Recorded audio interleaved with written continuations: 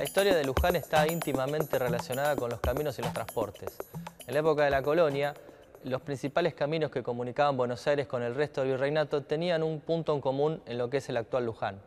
El camino real hacia el Alto Perú y el camino a las Salinas, hacia lo que es la actual provincia de La Pampa, se cruzaban en lo que es el actual Luján. Podemos relacionarlo en la actualidad con las sendas de la avenida Doctor Muniz y de la calle Alsina.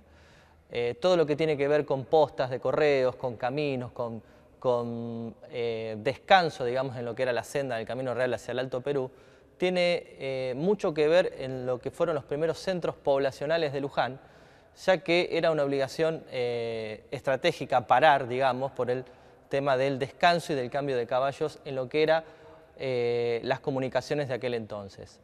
Otro de los puntos significativos y que yo creo que provoca un realce tanto para el museo como para Luján es estar justamente en este punto.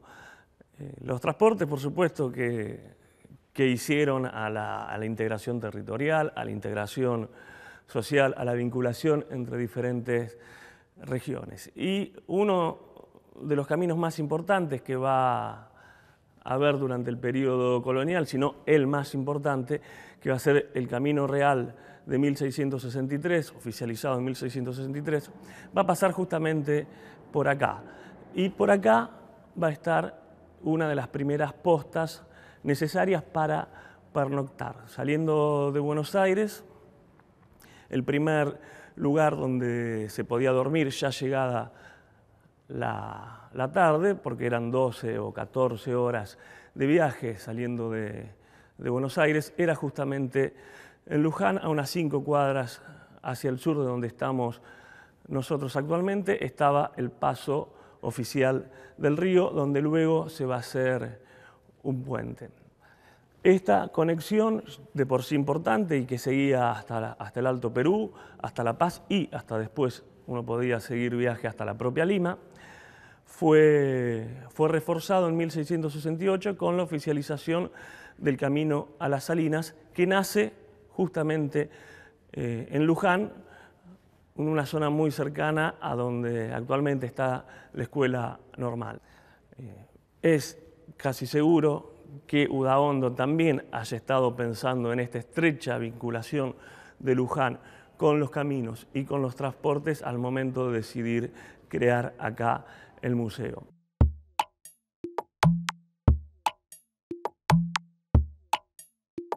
El Museo Udaondo es el resultado de la gestión de un conjunto de vecinos que, liderados por Domingo Fernández Beche, sobre mitad de la década de 1910, se presentaron para evitar la demolición de la Casa Cabildo al gobernador de la provincia, que lo transformó el 31 de diciembre de 1917 en Museo Colonial Histórico de la provincia de Buenos Aires. Esa es la fecha de creación del museo, no de su inauguración, que fue en 1923.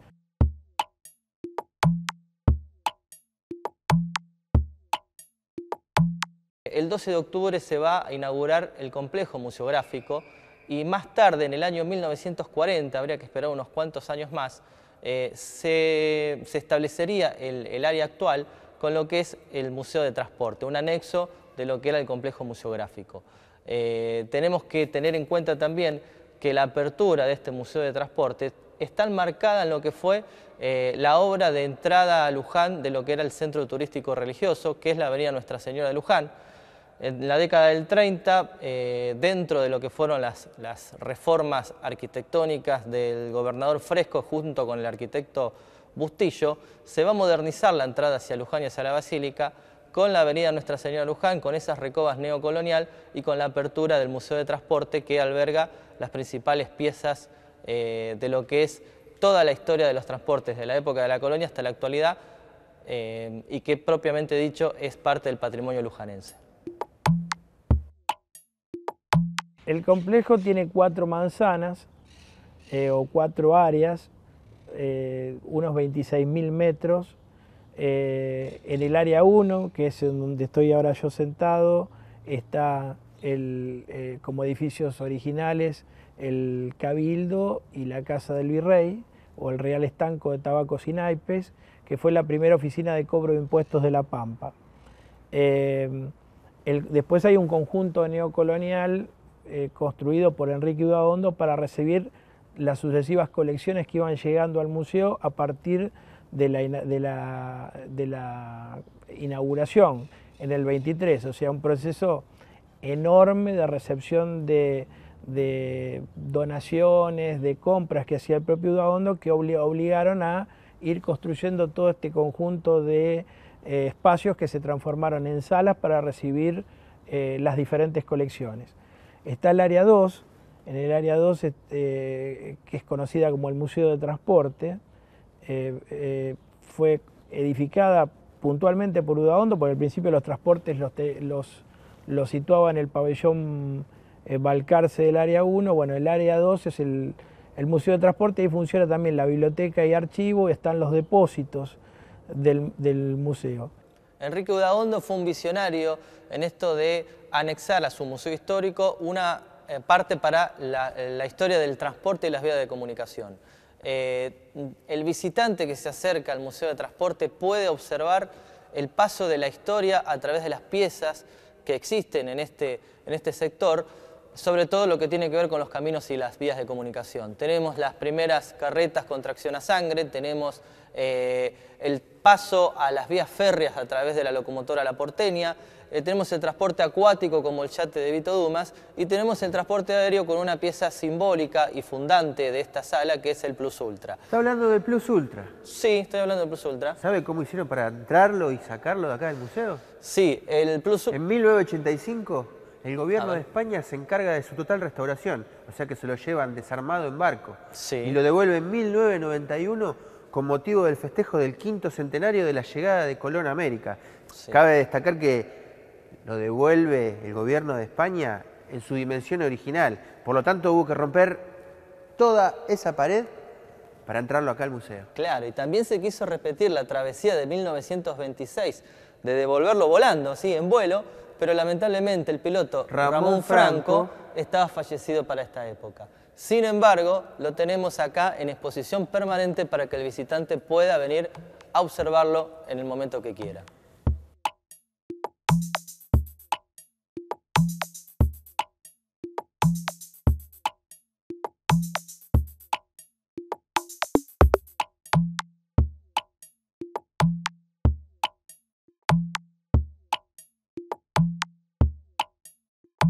La histórica locomotora La Porteña se exhibe en el Museo Udaondo. En el Museo de Transportes se exhibe la famosa e histórica locomotora La Porteña, que fue una reliquia, es una reliquia para el Museo de Transportes Udaondo. La locomotora Marcos, porteña.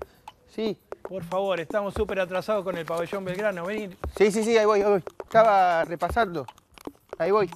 La gran revolución que hubo en los transportes, quizás con un impacto mucho mayor al que posteriormente va a tener el desarrollo del automóvil y de los motores a combustión, haya sido la revolución que tiene implícita y conlleva la expansión del ferrocarril que en Europa se da a principios de la década del siglo XIX y en América Latina a mediados.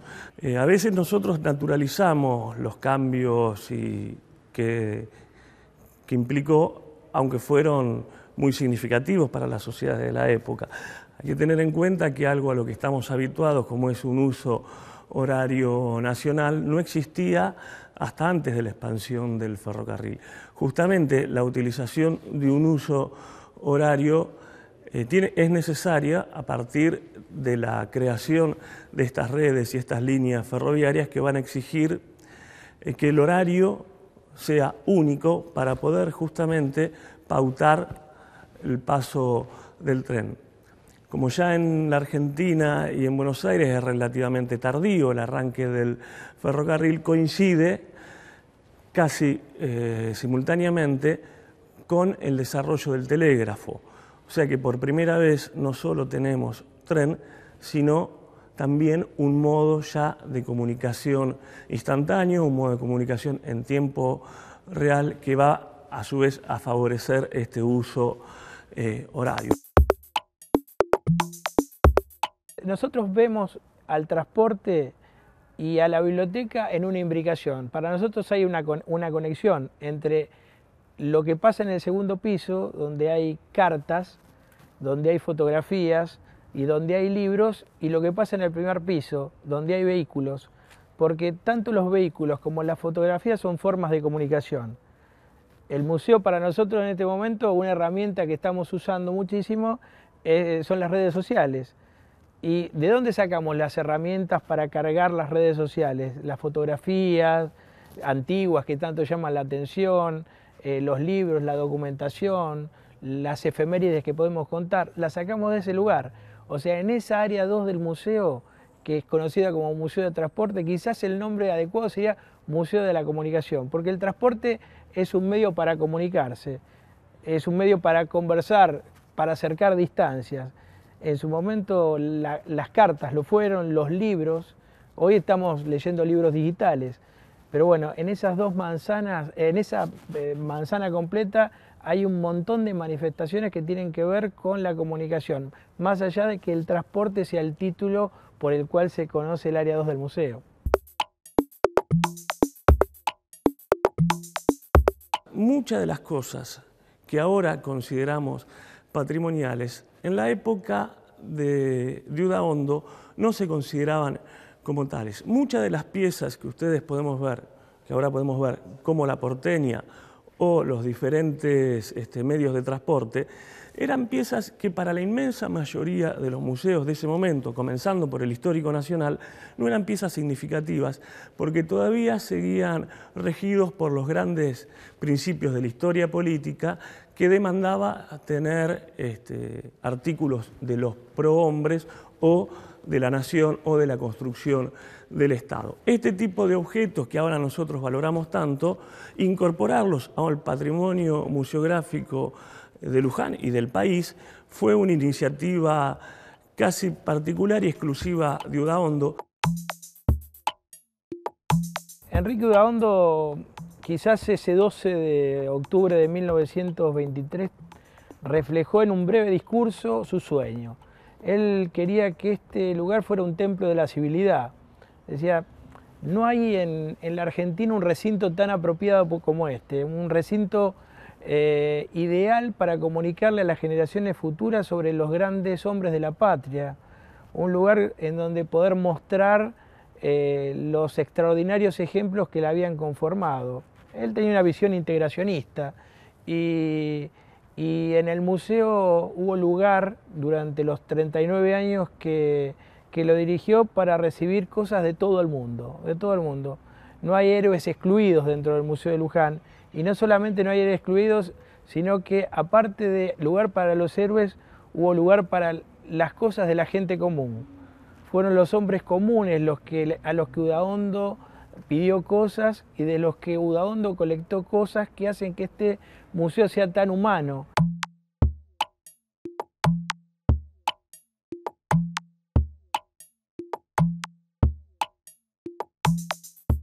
Tener un museo de transporte que evoque un poco la historia de todo lo que fue el traslado y los caminos y sobre todo las rutas en la época colonial y actual, engloba lo que viene a significar el cuidado y la preservación del patrimonio por todas las piezas que tiene y que tiene como misión este museo de transporte. Enrique Udaondo lo que hace en sus primeras intervenciones, en lo que es sacar las piezas que estaban en el complejo del Museo Histórico y trasladarlas a esta área donde estamos actualmente, tuvo una estrategia muy importante que fue la de sacar el museo hacia afuera a través de desfiles donde la porteña, la Sopanda de Belgrano, la berlina de Juan Manuel de Rosas comenzaban a ser conocidas por el visitante, y en esa función tan importante de demostrar que el museo también puede salir y el museo también es un ida y vuelta que tiene con la gente, porque las piezas, si bien están dentro de lo que es el complejo museográfico, en aquellos primeros desfiles que se fueron repitiendo a lo largo de la historia, esa función específica del museo se traslada hacia el afuera y hacia que el visitante pueda llegar a conocer parte del patrimonio no solamente lujanense, sino nacional. En el 2010 fue la última vez que se organizó el desfile y ese año tuvo la particularidad de haber sido la primera vez que se sacaba a la porteña a la calle. Disculpe, ¿sabe cómo fue que hicimos para sacar la porteña de acá adentro? ¿Tuvieron que romper la pared? No, en este caso no. La sacamos por un portón que está acá atrás, de acá arriba se ve. Y sabe que la subieron a la porteña con la ayuda de una grúa a un carretón. Y así pudo realizar su desfile. Ah, muchas gracias. No sabía el dato, pero sí sabía que justo ese año se había reunido un grupo de restauradores con el objetivo de ponerla en marcha nuevamente. Como había pasado anteriormente con el Plus Ultra, esto no pudo lograrse por los riesgos que acarreaba una caldera trabajando a tanta presión, pero sí se confirmó que al menos unas vueltas puede dar la porteña.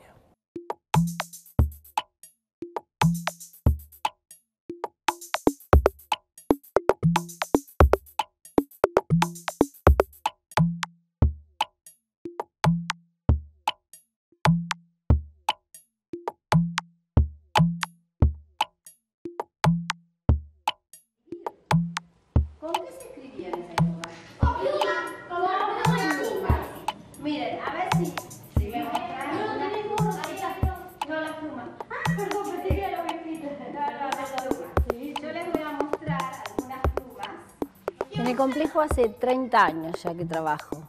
Me dediqué exclusivamente a la parte de las visitas que nosotros no llamamos guiadas, sino participativas, que es las visitas con las escuelas, en realidad con los distintos niveles de la educación, desde jardín de infantes hasta terciario, tratando de hacer siempre participar a los alumnos que vienen a visitar el museo.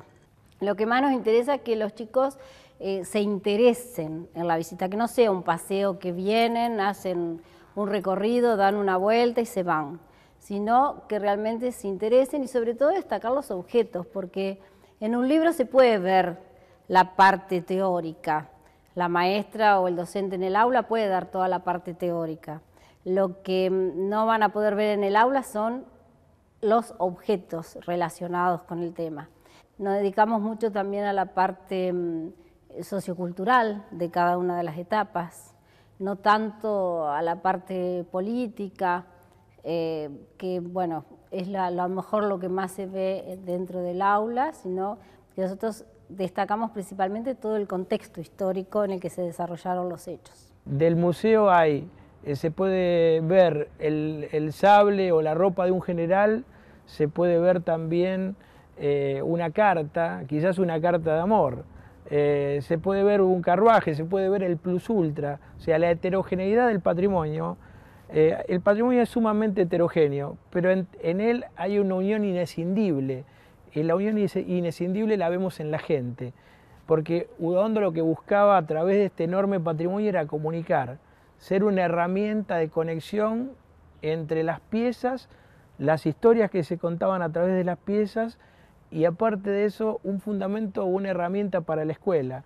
Por eso la comunicación para él pioneramente fue un elemento casi determinante. Que cada grupo se atiende de acuerdo a los intereses que tienen. Es muy lindo, por ejemplo, atender a los jardines de infantes, pero también es muy lindo atender a chicos más grandes, por ejemplo, del tercer ciclo, porque bueno, son otros las preguntas que hacen, otra la forma en que se les puede hablar. O sea que cada grupo tiene su encanto especial. Rosita, disculpe. Sí, Marcos. Lindo día hoy. Hoy es lindo día, sí. ¿Me voy, cierra usted, así me voy a estudiar? Sí, yo cierro, pero no te olvides que mañana se abre temprano. Sí, hasta mañana. Hasta mañana. Es muy lindo atender a chicos muy chiquitos, como también, por ejemplo, a grupos de adultos que vienen a escuelas de adultos, y de pronto, por ejemplo, en el Museo de Transporte, con respecto a los carruajes, muchas veces son ellos mismos, gente de campo que cuenta sus propias anécdotas, de sus propias vivencias, de lo que han pasado a lo mejor con sus caballos o con carruajes que tenía la familia.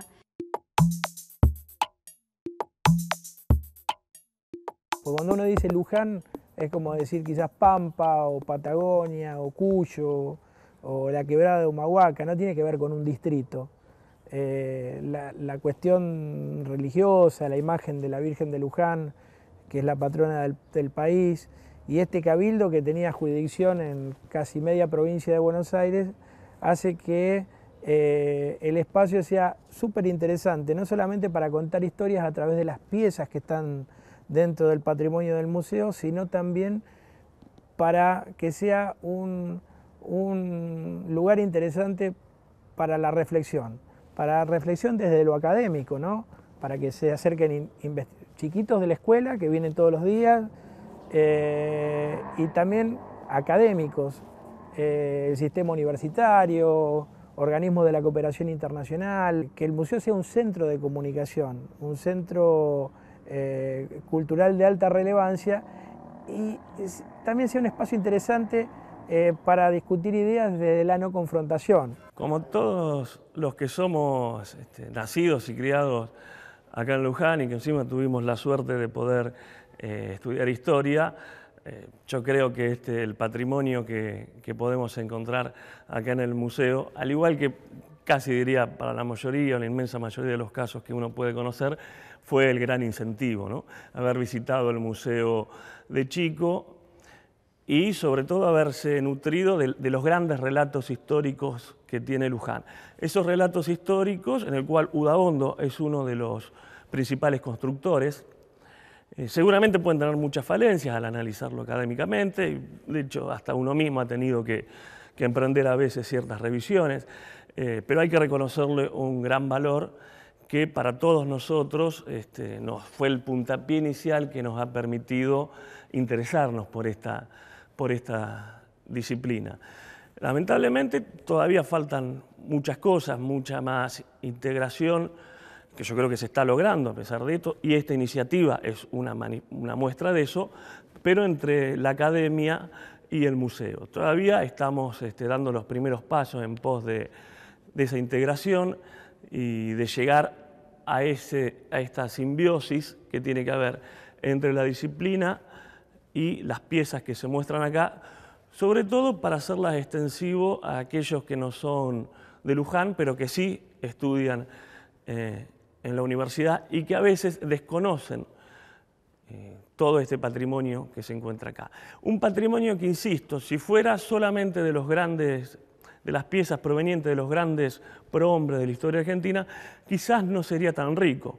Su riqueza, aunque parezca paradójico, es dar cuenta de la cotidianeidad, del quehacer más popular y no tanto de aquellas piezas significativas históricamente, aunque también las hay.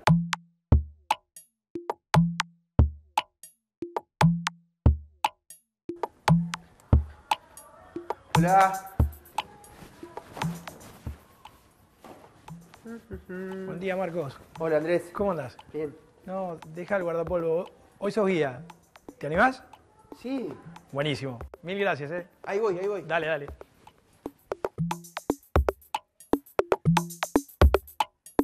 Hola chicos, bienvenidos al complejo museográfico Enrique Udaondo. Este aplauso es para ustedes. Muy bien. ¿Qué escuelas son? ¿De Barracas? ¿Todos de Barracas? ¿Qué les gustó de todo lo que había en el Museo de Transporte? La Porteña. ¿Cómo se llamaba el avión? ¿Se acuerdan? Plus, Ul. Muy bien, muy bien. ¿Qué más? ¿Vieron los carruajes viejos, antiguos? ¿Vieron el coche del Papa? ¿Cómo se llamaba? El Papa Móvil.